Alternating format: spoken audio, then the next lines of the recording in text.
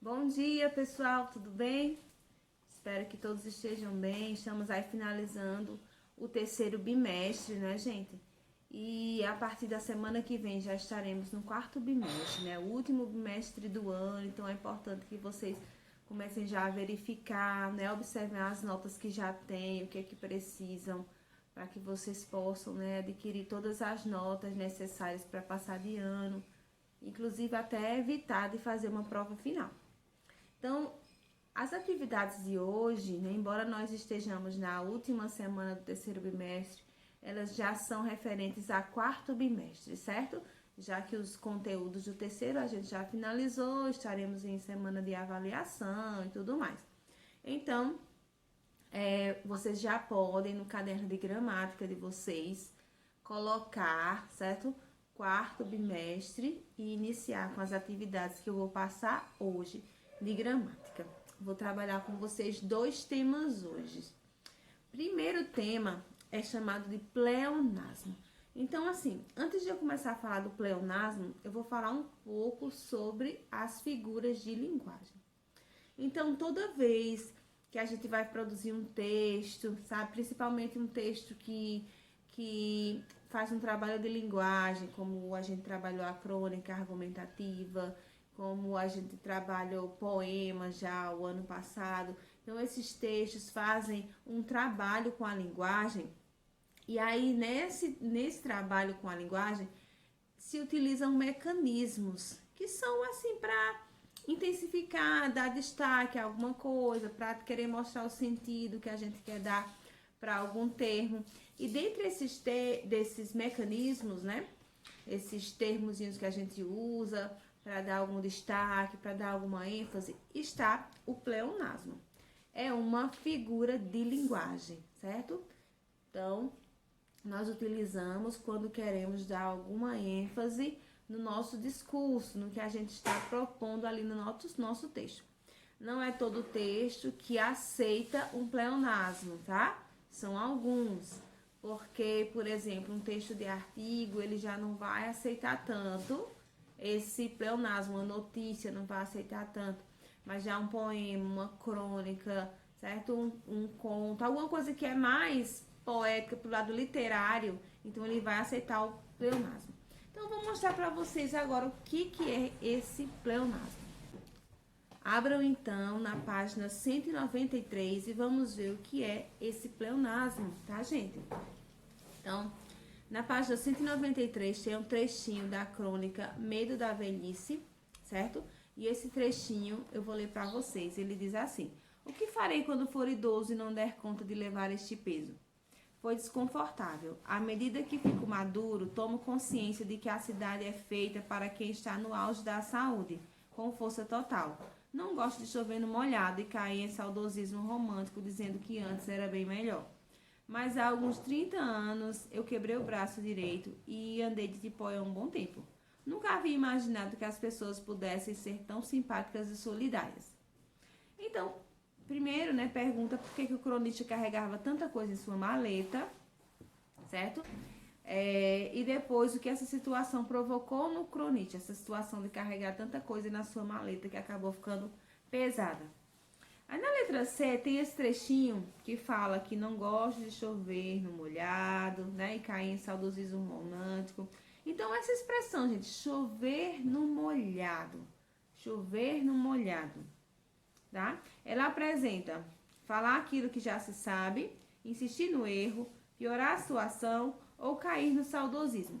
Então, chover no molhado, ele tem um significado, é uma expressão que a gente chama de expressão idiomática, porque a gente não vai traduzir literalmente, não vai traduzir, eu digo, tá chovendo no molhado. Não quer dizer que realmente tá tendo uma chuva e num lugar que já está molhado, não é isso, né? Então, ela vai ter um sentido, então vocês vão observar dentro do contexto. Se esse chover no molhado é falar aquilo que já se sabe, insistir no erro, piorar a situação ou cair no saudosismo, certo? Bom, esse exemplo de expressão idiomática é um pleonasmo. O pleonasmo, ele é uma figura de linguagem que tem essa repetição de informações, certo? Então, quando eu digo chover no molhado, tá lógico que se chove fica molhado, né? Então, chover e molhado são coisas, de certa forma, repetitivas, já é lógico, certo? Por exemplo, quando eu digo entrar para dentro, sair para fora. Ah, menina, entra para dentro. Eu vou ali, sair para fora. Isso também é um pleonasmo, porque é uma informação que não precisa ser dita. Quando eu digo entrar, eu já estou dizendo que é para dentro, né? Quando eu digo sair, eu já estou dizendo que é para fora. Então, esse pleonasmo é o que a gente chama de pleonasmo vicioso. E além do pleonasmo vicioso, certo? Existe também um pleonasmo literário, certo? Que é aquele que só busca chamar atenção para aquilo que está sendo dito, tá? Não é assim, aquilo óbvio, como a gente diz, são coisas que não tem necessidade, como entrar para dentro e sair para fora. Olha só esse. Não dá para ficar reclamando, preciso encarar essa situação de frente. Então, isso também é um pleonasmo, porque o próprio verbo encarar já está dizendo que é de cara, né? De frente. Então, não tinha necessidade, enfim, de falar encarar de frente. Mas, nesse caso aqui, como a gente está falando de um pleonasmo literário, realmente quer dar esse destaque, sabe? Quer dar esse ênfase a essa situação, que é se encarar de frente. Então, por isso que se usa o pleonasmo, que é essa repetição, certo? Então, na página 194, ainda tem mais um pedacinho, tem outro exemplo, que é esse aqui, ó. Iam 20 anos. Iam 20 anos desde aquele dia, quando com os olhos eu quis ver de perto, quanto em visão com já saudade via. Observem que nesse poema, Iam 20 anos, existe também uma repetição da ideia, que é, com os olhos eu quis ver. Logicamente, se eu quis ver foi com os olhos, né, gente? Então, assim, isso é um pleonasmo, por isso, porque é uma repetição de informações, certo?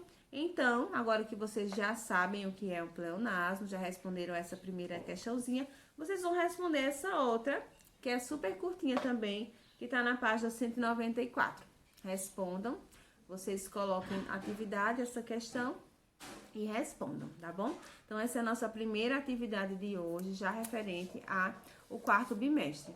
Bom, vamos para a nossa segunda parte da aula, né? Que, infelizmente, eu tive que parar porque tinha uma ovelha berrando aqui na porta. Enfim, né? Então, vamos continuar, tá? Bom, na segunda parte da aula, nós vamos ver também um assunto que é super simples, é só mais uma questão de atenção, que é a diferença entre agente junto e agente separado. Vocês podem abrir o livro na página 238 e 239, que vocês vão ver aí já uma atividade inicial que eu vou explicar para vocês. Em seguida, vocês vão fazer essa outra da página 239. Mas então, vamos pensar. Eu acredito que muitos de vocês já sabem a diferença entre agente junto e agente separado, mas eu vou relembrar.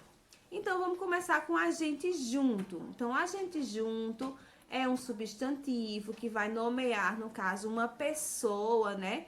Uma pessoa que trabalha para uma instituição, que faz determinado serviço, né? Tem um determinado cargo numa instituição. Como, por exemplo, um agente de saúde, certo? Um agente de endemias, um agente penitenciário. Então, o agente, certo?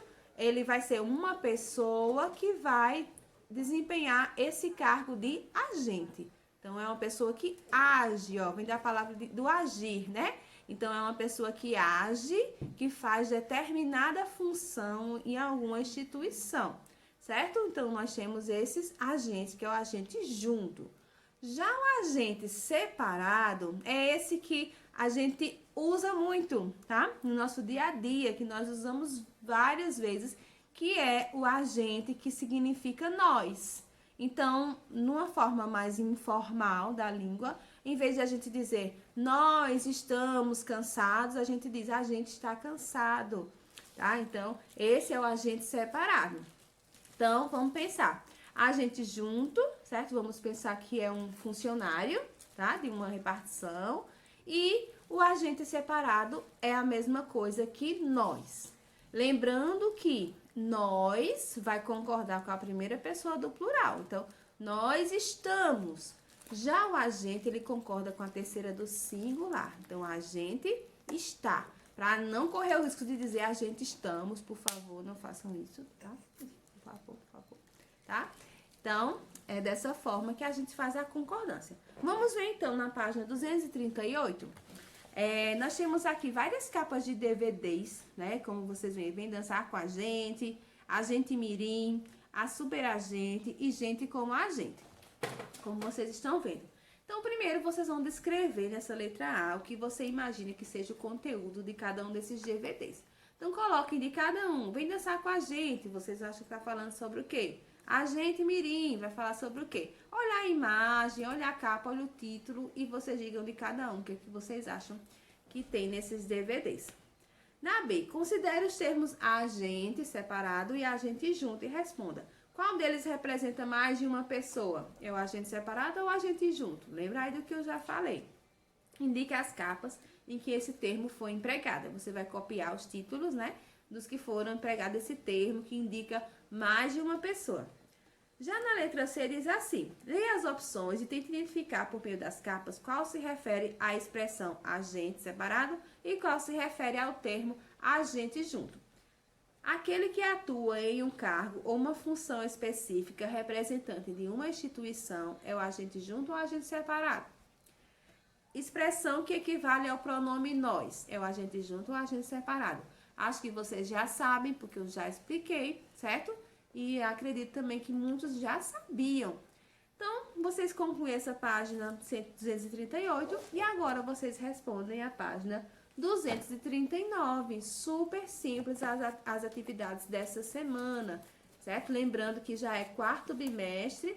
As atividades de hoje foram sobre pleonasmo e sobre agente junto e agente separado, tá? Então, quando vocês responderem essas atividades valem visto, mandem para mim, ok? Pelo WhatsApp. E vamos lá, seguindo nessa nossa semana. Tchau!